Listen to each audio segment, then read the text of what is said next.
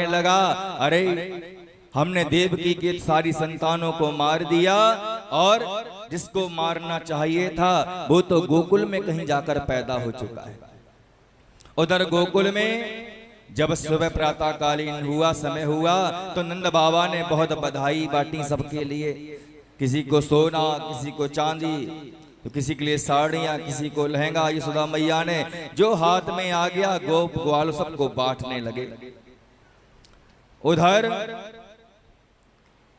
महाराज कंस को जब पता चला कि हमको मारने वाला हमारा जो काल है गोकुल में आ गया है, तो अपने नगर में रहने वाली एक दासी को बुलाया, एक राक्षसी को बुलाया जिसका नाम था पूतना।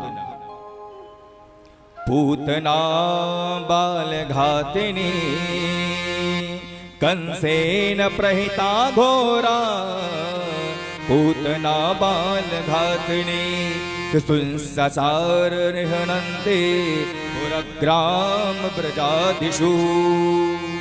कंसेन प्रहिता घोरा, पूतना बाल घातिनी, जिसका नाम ही अपवित्र हो।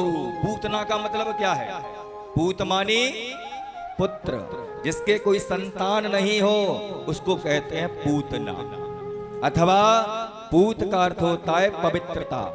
जो पवित्र ना रहती हो उसको कहते हैं पूतना।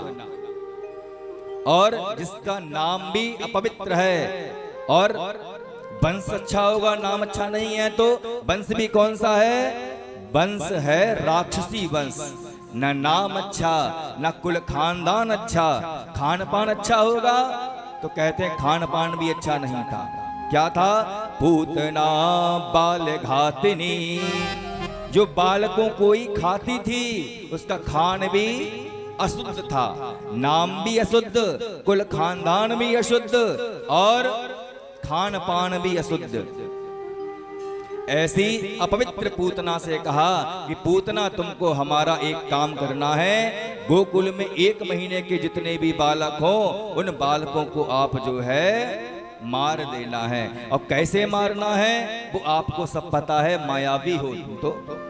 राक्षस तो मायावी होते हैं और तुम राक्षसी हो। जाओ गोकुल में जितने भी बालक हैं 1 महीने के जिनने जन्म लिया है सबको मार दो। उधर नंद बाबा जो हैं वे वार्षिक कर देने के लिए जाते हैं मथुरा में।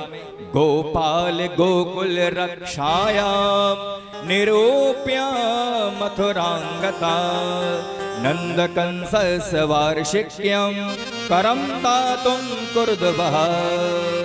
नंद बाबा जो हैं वे वार्षिक कर समझ गए? कर का मतलब कार नहीं होता, कर का मतलब होता है टैक्स।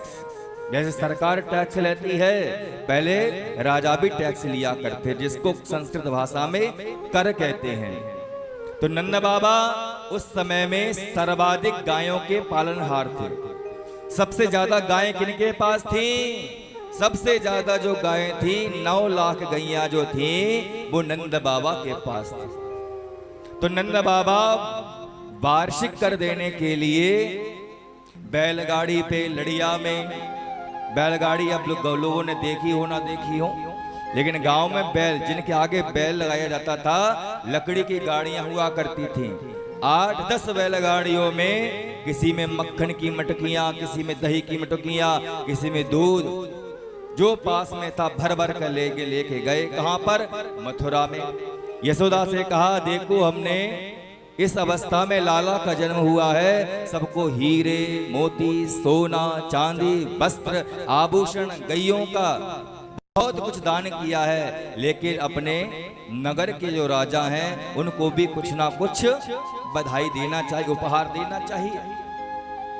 यशोदा मैया ने कहा जो आपका मन करे वो दे दो, हम क्या रोकने वाले। नंद बाबा ने सोने की थाली में 2 लाल रूपी रत्न रखे।